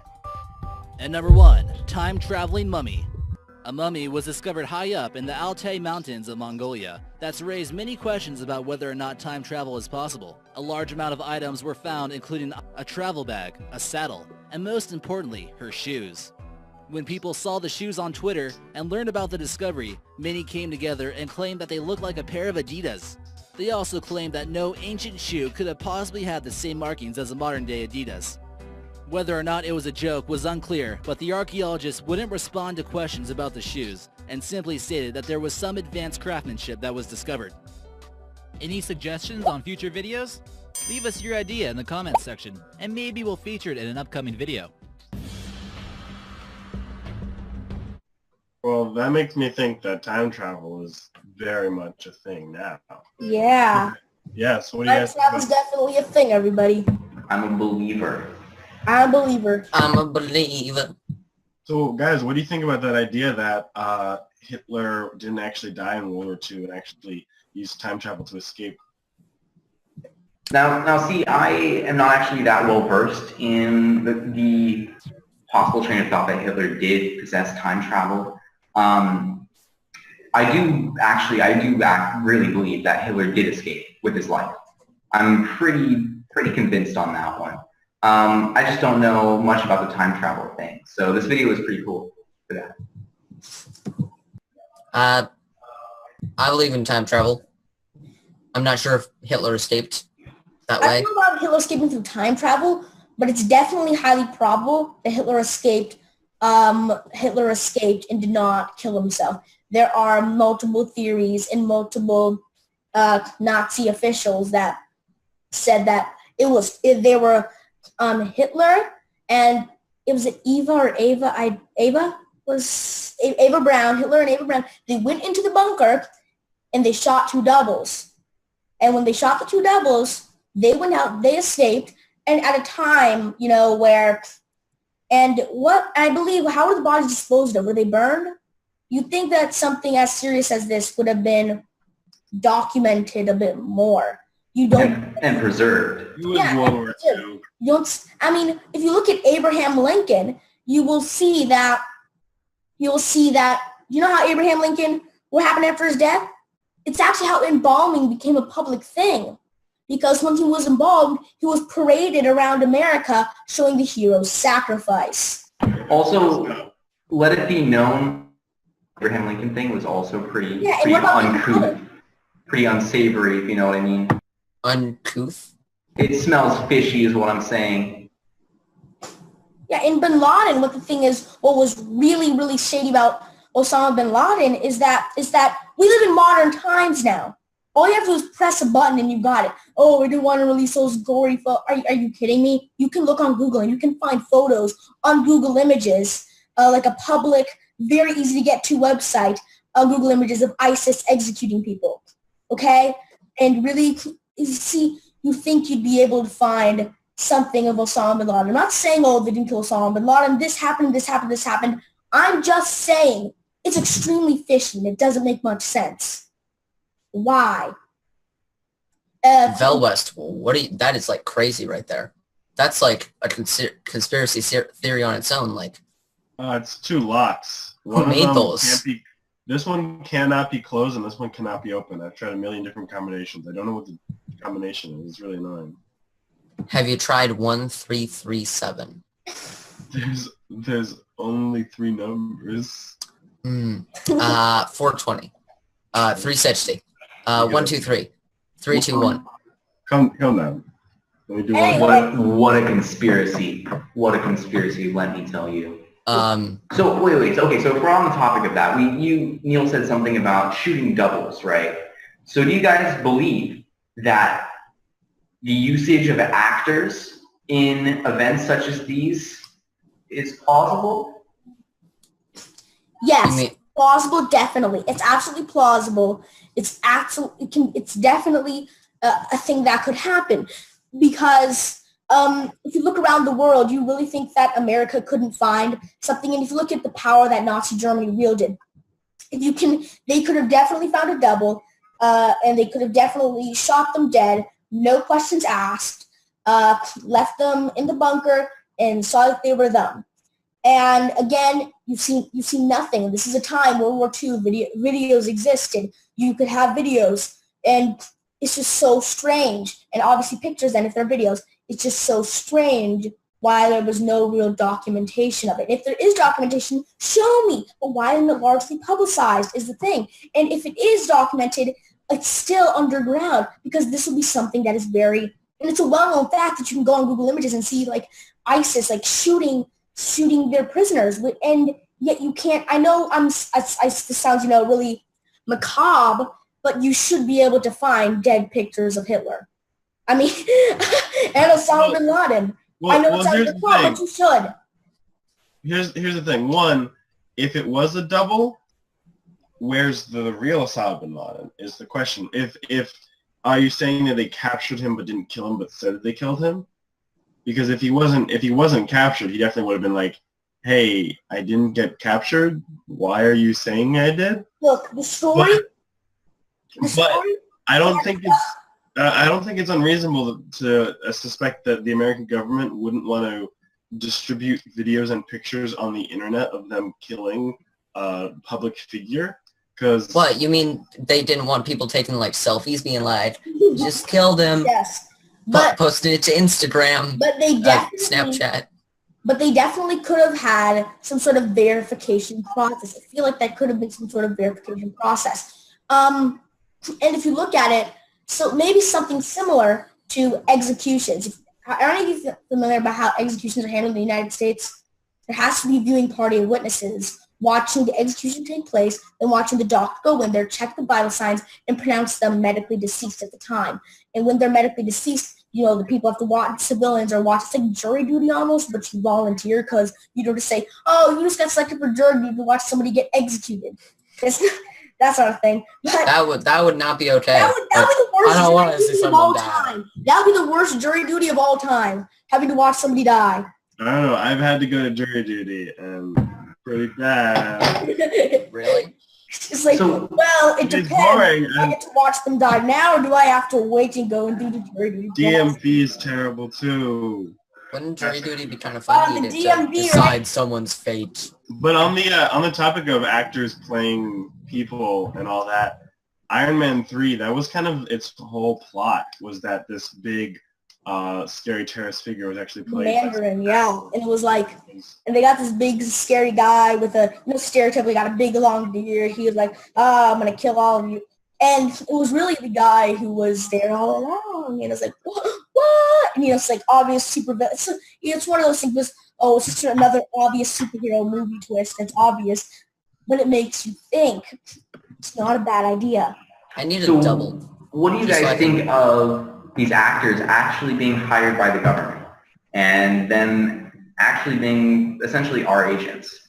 Right, because fear is a very powerful thing to do. You can cover so much shady stuff with fear. You can cover up so much crap with it. It may come out later, but right now, keeping people in the dark is what does it. And after 9/11 and while the Iraq War was happening and Al-Qaeda, the fear and paranoia was astounding. It was incredibly large, and it was because it was one of the darkest times in all of America's history. Because it's no one ever. Well, maybe not. People got friggin' the American Revolution where so many people died. But the problem is this is the biggest thing in modern history, modern times. You've seen something like this actually occur because. Just imagine the mentality, even if nobody had died. And the problem is over 3,000 people died, and that's horrible. But even if nobody had died, imagine, because you have to understand, nobody understood what was happening. Nobody understood anything. Everybody thought that everything was fine, everything was great. And just imagine two iconic buildings, and it all happened so fast. The Pentagon, the Twin Towers. People, so many people thought it was going to go for the White House. It was going to go for the White House. People thought like it was the end of America at that time. It's fear. It's fear. So much. It's all fear. And the thing is, okay, sure. Let's just say like we're talking about the 3,000 or so people that were estimated to have died. Not even to mention the hundreds of thousands, if not millions, of Middle Easterners that were killed in the following wars that occurred because of this event. With the thousands of children that died of starvation. The difference is just the difference between those deaths and these deaths. I'm not trying to disvalue anything, because if anybody lost anyone in these horrible, we're not trying to devalue any loss of life. We're not trying to devalue anything. I'm just saying the reason this got more attention because it was through fear. The starvation, thousands and thousands, more than people that died 9/11, people dying of starvation every day. The reason is because it's not because of the fear mongering, the fear that's happening. And in the age of information, fear spreads faster. So it used to be, let me just allow me to say this. It used to be how conspiracy theories could spread because, they didn't have enough information to spread. They didn't have enough, exchange of knowledge rapidly happening. So the old conspiracies are starting to get maybe uncovered now, and this, and information is spreading faster. People are waking up because this is the age of information. But jet fuel can't burn through steel girders. Jet fuel can't melt steel beams. Not to even talk about the logistics of this, because I would go on a tangent. Yeah. It's physically impossible. It's ridiculous. Here's the thing. What? What is impossible? People found a way to still create conspiracy theories that can control people, except instead of it being attacked and crushed and disabled and killed by the information age, it would be built up by it. Fear. Because fear, everything spread faster, including fear. So fear spread faster, and this wasn't something that could be conspiracy. This actually happened. I'm not saying the U.S. government is behind 9/11. I'm not saying that. That's a double-edged sword too, though. I'm saying because if you're saying that fear can also travel faster as well because of the information spread, then surely it would also mean that the opposite would also be true. Because this information is being shared, it is being spread so quickly that surely people can go and do their own research if they so wish and see that, okay, maybe this is a smokescreen. Maybe this is something that I shouldn't actually, let it have power over. And so people aren't going to do their own research. They're just going to. That's true. They like to see something in front of them, say, "Well, I guess that's true." People like a story. It's easy to believe it because that's what they're told. People like a story. Listen, those terrorist attacks, imagine how much better it would have been to crash it into Wall Street, stunning the economy. Imagine how much better that would have been. Imagine how much better it would have been to do that. I mean, do you know how much worse into the World Trade Center crashed? Well, no, I meant for the perspective of like a terrorist attack. A terrorist attack. But the thing is that, really, but that might have caused chaos, but it wouldn't have spread so much fear because Wall Street isn't that iconic, proud thing that people have like, oh, it's not that. Wall Street is, a lot of seen as crappy capitalists. That's what Wall Street is seen as a lot. But crashing into those buildings, that spread so much fear, so wide and so fast. It was so effective. Fear mongering. Yeah, fear-mongering. It was just so much fear. Fear was the greatest weapon there. Fear was the biggest part of that. That's honestly, when I think of conspiracy theories, I think about what could the dumbest possible conspiracy theory, the most obvious conspiracy theory be? And I come back to 9/11 every single time. Just because if you look at the details of the official story, it's, like I said earlier, it's physically impossible that it happened that way. I don't know what happened during 9/11. I'm just going to come out and say that. I don't know what happened. But what I do know is that what we were told is not the truth. It can't be. So yeah, I agree. There are a lot of different implications that went into this. It was definitely, for sure, a way to control the people. Well, it's possible that maybe the buildings just weren't constructed very well.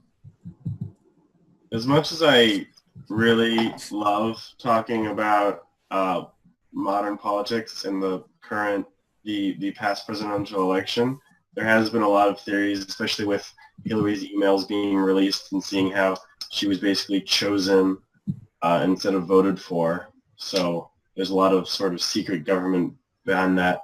And I personally would love to believe that it was actually a secret group of individuals that chose Trump as president instead of actually the people's government. So first of all, we have to understand one thing. Hillary Clinton won the primary because the DNC said she would. The DNC came out and publicly said, this is I'm pretty sure this is a common fact. Oh, Hillary Clinton is going to win. Hillary Clinton is going to win.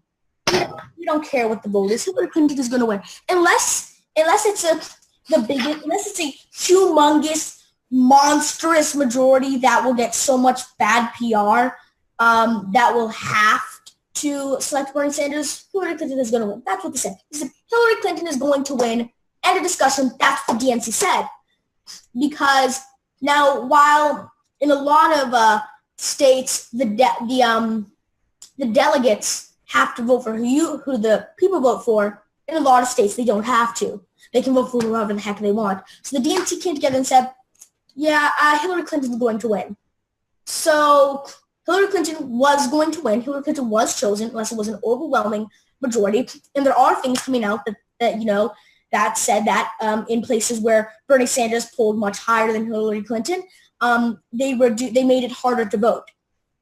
The DNC, and whether that's true or not, it is true that the DNC said Hillary Clinton is going to win. We have decided Hillary Clinton is going to win the primary. I'm not sure about the presidential election. All I know is the Electoral College sucks because it gives states with less people more power.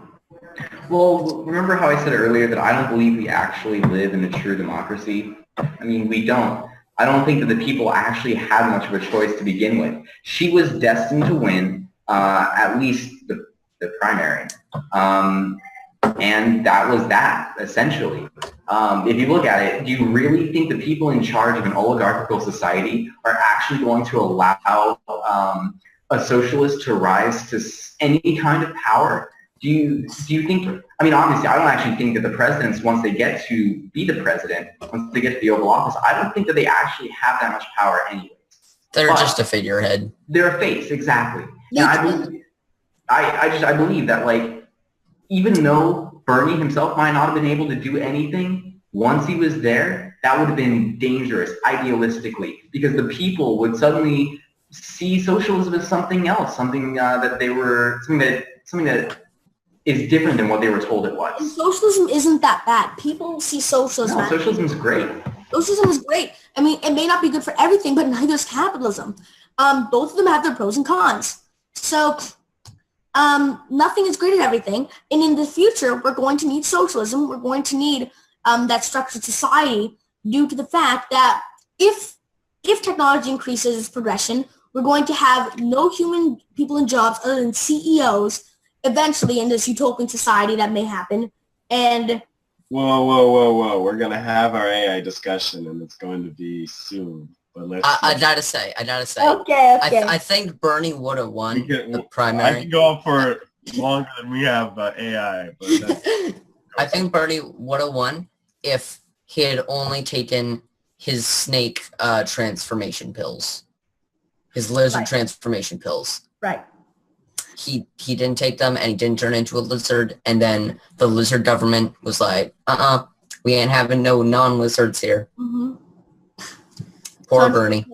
Bernie Sanders. If only he was a lizard. when he was alive. Segregation continues to this day against. And people continue to think devalue socialism when it's such a good structure. It's a nice system. It's because people, and this goes back to the Cold War era propaganda. It's because people essentially, especially in the American. It's still happening. And especially in the American population, like people associate, not even associate, but they assume that socialism and communism are the same thing. And they also assume that, just because Russia, there's all this anti-red propaganda going around, naturally, communism has to be bad as an ideology. And yes, okay, like, all right, I might say that I identify as a communist in a lot of ways, a socialist in a lot of ways. But like, even I would say, like, yeah, definitely, as it was implemented, it was bad. I'm not saying that, but any kind of ideology that's pushed, it's pushed by fascist rule, then obviously it's going to be bad. Capitalism under a fascist rule is bad. Communism under a fascist rule is bad. It doesn't really have anything to do with the ideology at that point. Better to be dead than... Any type of oligarchical ruled by money is going to end up in a horribly crappy situation. Here's the thing. Again, we're not saying socialism doesn't have its faults when it's applied wrongly. For example, socialism caused I don't know much about this, socialism, but I'm most likely sure socialism caused the crash of '08 because they tried to bail the big banks out when they did all that crap. No, really, what happened? Have you seen the movie The Big Short? It is fantastic. It is about the '08 crash. And I would... Fantastic. And I would actually say that no, it wasn't actually socialist ideologies that caused the crash. If anything, it was capitalist ideologies that caused the crash. It was an attempt to maximize profit on other people's debts on their houses. That's what it was. That doesn't seem very socialist to me. It was a huge thing. I really recommend the movie The Big Short. It's fantastic. I'd love to watch that because I want to talk about capitalism versus socialism, not as in like versus as in we're talking about the differences and which might be better in different situations. I think that would be a good thing to talk about. I want to be on that panel, so invite me back for that one. I would love to do capitalism versus socialism and space travel. So I want to watch that at home. So I think another thing, what do we think about the lizard people? What do we think about that? Honestly, I think it's kind of dumb. I don't see any proof for it. If conspiracy theories are to actually look at the proof and the logic of situation and not just believe what you hear, I think lizard people is just like, I have seen nothing to sway. What up? Oh God, the lizard people took him. he said too much. He said too much. He said way too much. He's gone. I don't know exactly All hail the lizard. I don't know where I stand on the lizard people thing. I mean, I definitely do think that there are beings on this earth that aren't humans. I think about to come to Mexico. I think, like, for sure there are things here that are clandestine, that are covert, that we don't know about, that aren't these things that aren't just openly shared with the public. I believe that there are some kind of extraterrestrials here on Earth living among us. Now, whether that's, walking down the streets in skin suits that look like us, or whether that's in government, like insanely high-tech, highly restricted government facilities. It could be either. I'm just at the point where I don't have information to say that that's not the case. So, could one argue though that same argument is made for religion though? Because they can say, oh, you can't prove it's not true. The same thing with religion. You see the same thing with religion, right? Well, yeah, you could easily make the same argument for religion. I mean, that you could with aliens. And this, if you actually really look at religion, at least religion that have a very clearly structured creation story, couldn't you essentially, if you just change a few things, you could basically explain all of religion as humans being created by an alien. Technically, God to us would be an alien. God, as we imagine it, is an alien, some kind of extra-dimensional being that somehow has the power to create at will. That's an alien to us. It's not human. It has to be alien. Wait a minute. We were just talking, remember, about how humans will eventually evolve to look like the stereotypical alien, and maybe they're visiting back? Well, maybe humans created themselves. Hey, it's possible. We could be created by aliens. We could be created by ourselves.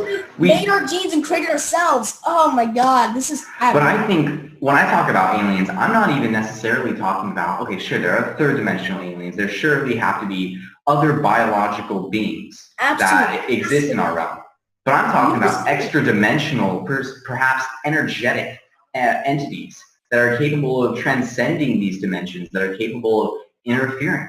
It's completely possible that time, that gravity, these things are actually an extra-dimensional entity that it's working its influence on our realm. So first of all, why not? These things could be alive. Time is I don't want to say it's a physical thing that exists, but you should imagine it as a physical thing that exists to try to wrap your head around it easier. Due to the fact, you know how I said that there could be a colonists from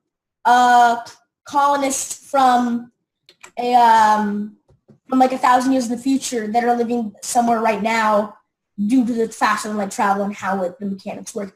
Anyways, back to conspiracy theories. What are some of the most, obviously one of the most outrageous, one of the most popular ones is Illuminati. You know, you got things like Illuminati confirmed.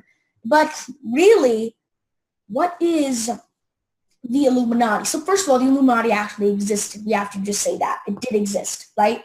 That's a fact. The Illuminati existed. But people say it was... It was under the name of the Freemasons. Right. So people say it was disbanded, but was it really? And first of all, we have secret societies right now.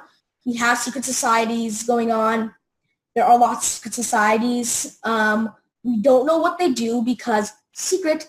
We also have, Scientology, which is basically, we're talking about religious control. That is the most controlling religion of all of them right now, to be honest, because almost every single Scientologist is under the control of the church, the Scientology church. And that in itself it's not really as much a religion as it is a secret society. Scientology should be considered in so many ways as a secret society. It's just a secret society with a stupid set of beliefs. I want to get a word in real quick. Just to everyone out there, if you would like to join Coltraneism, where everyone worships me, the almighty God and leader of the entire world, I am God. Just go to ColtraneStatism.com. Totally a real website. Not making that up. The cult of Coltrane? The cult of Coltrane. Coltrane. Cult of Coltrane. Everybody get on the Coltrane. So... Choo-choo. Yeah, I don't know. The whole thing with the Illuminati thing, it's pretty crazy. I don't know if I would necessarily call the Illuminati... I believe, so here's the thing. I believe that there certainly is some kind of shadow force within government, within religion, probably within most forms of pop media that people ingest, these things that are mass-produced. I think that there certainly is a shadow force at work there. There has to be some kind of subliminal agenda that is being pushed with these things. There has to be, But I don't know if I would necessarily call that the Illuminati. Maybe the Illuminati is a part of that. I don't know if the Illuminati is behind the whole thing. I don't know if they're that significant. It's possible that the Illuminati is now being interpreted as the Federal Reserve. Because the Federal Reserve, again, we talked about oligarchy and how money runs the world. Money makes the world run. And the Federal Reserve controls the biggest economy in the entire world right now.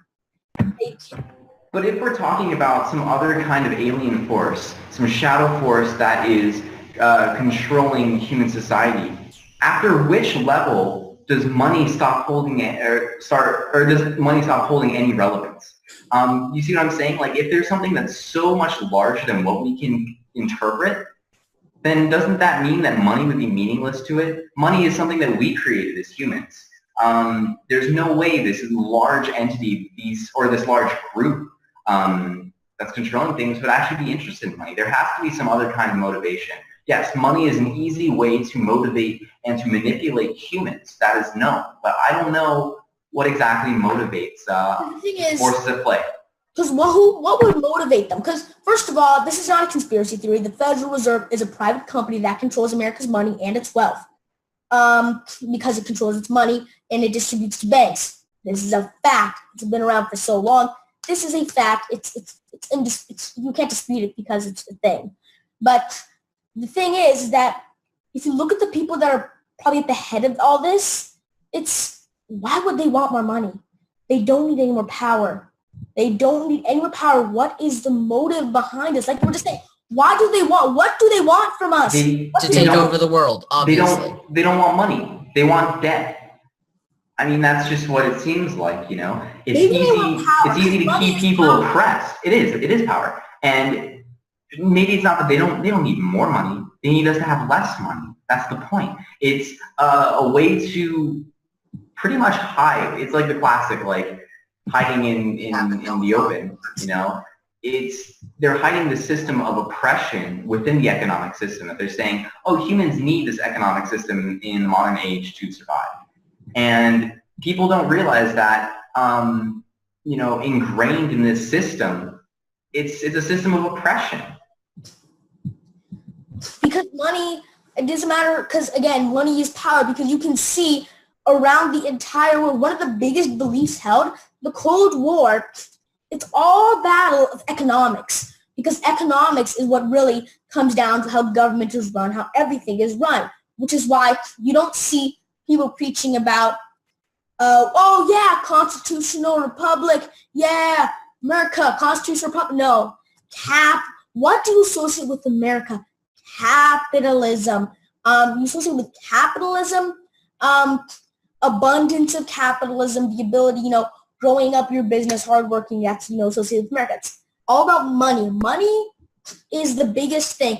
And I don't think any society that I know of, there probably is one, but that I know of, that was around or is around that functioned without money. And you can't say, oh, what about before they had money? No.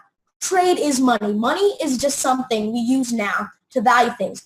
Yeah, we used to trade animals. We used to trade animals for things. We said, I will give you this goat for that pie. And that's what we did. This is exchange. This is trade. So I think trading goods, material goods, and currency are definitely two distinctly different things in terms of mindset and ideology. Because you can't control.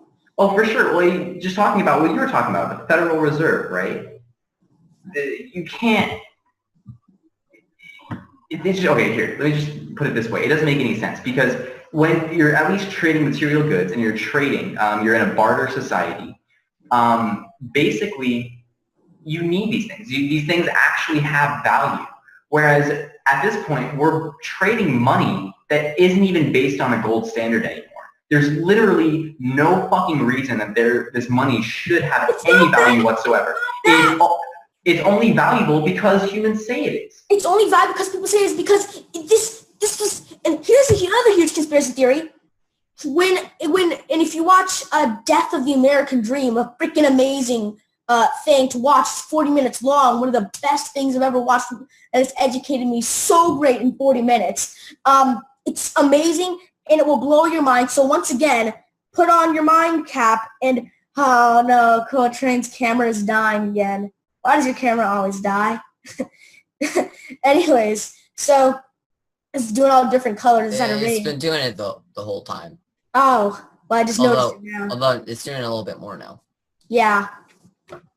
Anyways, back to what I was saying. It's when John F. Kennedy signed a bill to try to change America's currency, that right after he did that, that's when he was assassinated.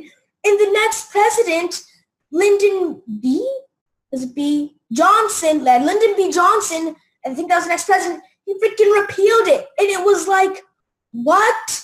It makes you think, what the hell happened? Was this a coincidence? Or was it not a coincidence? People say that the person that supposedly shot Kennedy never actually shot him. He was framed for it.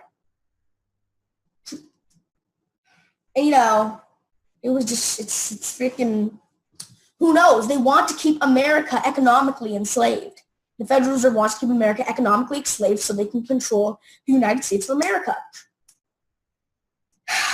Yeah, I agree. I agree completely. And you talk about what's the motivation, it could just be as plain and simple as they want power, they want to control it, they want to own, they want to own our asses. That's what they want to do. That's the motive. They want to own us. That's the motive. The motive isn't, I want to be rich. I want to have $100 million more dollars than the $300 billion I have. Obviously not $300 billion, but you know what I mean. That's not the motive. The motive is, I want to control freaking everybody. Because when you have money, you feel maybe the people behind all these lobbying groups are the Federal Reserve because they're just giving the money. It's like, okay, I'll put $100,000. Here you go, lobby them, and I'll give you $50,000 out of the cut. Well, I mean, I don't even know if it's about money for the ones in power. It's more about maintaining a place of power, And that's what you're saying, control. Right. Wanting to control people. And and maybe that's, like I was saying, the lobbying groups, because the lobbying groups basically control Congress. And the thing is, the president, all he can really do if Congress doesn't get behind him, he can just executive order it, And still, but to really have it, get that oomph behind it and make it a law, make it something written in stone, you got to have Congress. And Congress is controlled by lobbying groups. And it's very possible that those lobbying groups are controlled by the Federal Reserve. Therefore, Congress is controlled by the Federal Reserve as well as the economics. So that means that if that is true, the Federal Reserve, a private organization, controls the economy, in the legislative government, and they can veto, and they can try to veto the president. That is meta, dude. It's a hidden government. It really is. It is. It's not an open society. A hidden government of snakes and aliens and lizards. I'm not saying that that's not true. Kidding. I'm not. Hidden governments. We do live in a society where it's technically an open society, but it really isn't. Technicalities say that it is, but it really isn't. The government is all hidden and it's shady. First of all, the House of Representatives is dictated by the House of Representatives who will get in there because of how the districts are drawn. Gerrymandering, first of all. Is everybody familiar with the concept of gerrymandering? It doesn't matter because I'm going to explain it for the audience anyways. So gerrymandering is where when we have local elections, you have to have districts, and that's where they vote for those people, and then they get sent to represent you in that district. So the districts are drawn by the people that are in power. So can you imagine Republicans saying, oh, I'm just going to draw on that. So let me try to explain it. I'm just going to use these. Okay, so imagine imagine that I think I need 4. Imagine there are 4. Yeah, 4. Imagine I think I need 5. Okay, let me just explain without these stuff. So the way it would work is that if you were to draw, so imagine that here's some Democrats in, a circle, and some Republicans are in a triangle here. Oh, not confirmed. And so the triangle is peeking into the circle.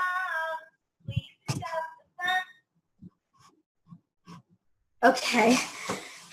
So the triangle is peeking into the circle. So you have some Republicans peeking into the Democratic thing, which starts at my chin, but the majority of Democrats. So the easy way to draw the district would be triangle there, circle there, blah, blah, blah, the whole world works.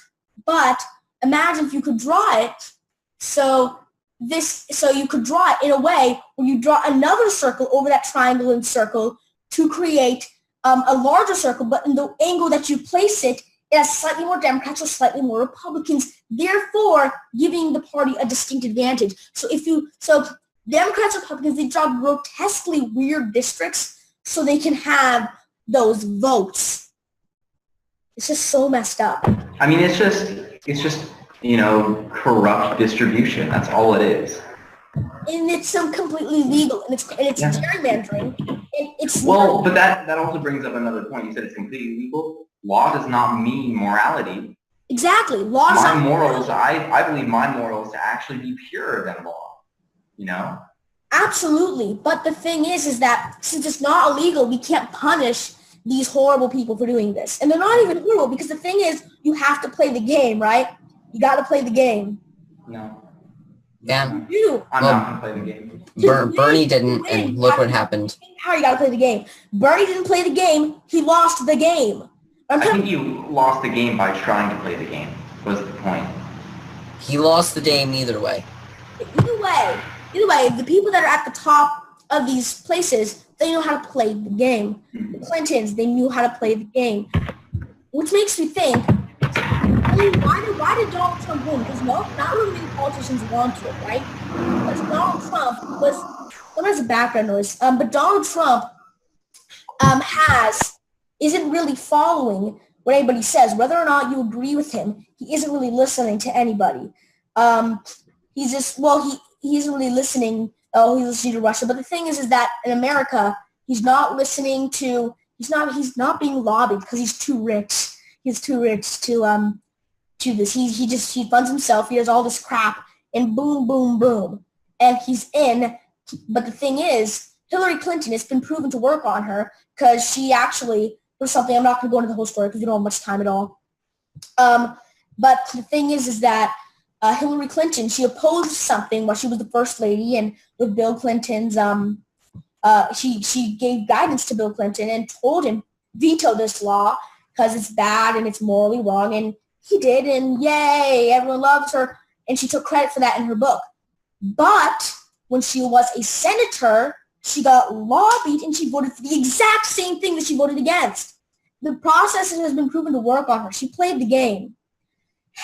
Anyways, those are conspiracy theories. It's time to go. So everybody's closing statements. Miro, you first. I would just say the people who are interested in this, question everything that you read. Question the official story. Question what other people are saying. Question the conspiracy theory itself. Question what you are thinking about these things. Rethink from every different angle that you can conceive. And, in that fandangled mess, try and find your own truth. And that's what I have to say about that. What I have to say, government's corrupt. Everybody's a lizard. The aliens are here. They've taken over society. And trust no one. Buy gold. So here's the thing. You have to understand that just like you said, you can't trust anything you hear. You can't trust these conspiracy theories. You need to trust the age of information because everybody is talking at once. Everybody's talking at once. You don't need it. Well, maybe you don't trust it per se, but that is the best information, the internet, because you have to understand, and that's why you also have to protect net neutrality, the law that prevents these ISPs from valuing people if they pay more. You have to protect the age of information. You have to protect the internet because that's the only place where all these things can be exchanged. So thank you for watching Youth on Subjects of the World. Stay conscious and realize what you're saying and what you're thinking. See you later. See ya. Goodbye. If we want to change the world, we must first change the media. Mainstream media exists for the purposes of indoctrination and manipulation of public perception. The world of free and independent media is growing, and with the upsurge in information now available in the public domain, it has never been easier to access free and independent media.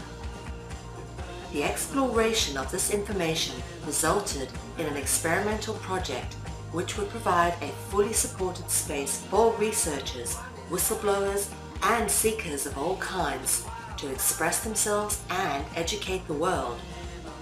On the 1st of January 2015, Conscious Consumer Network was launched to the world.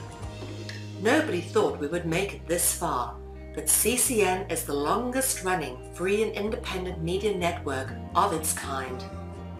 CCN is a unique collaboration of hearts and souls, bringing you information from different perspectives to educate and inform. Since we started CCN, we have had only one desire, the pursuit of a free, fair, just, sustainable world, and this has not changed. Having overcome many challenges over the last 2 years, CCN is here to stay, and we've got great things lined up for 2017. Help keep CCN on the air by supporting the 2017 Network Support Fund.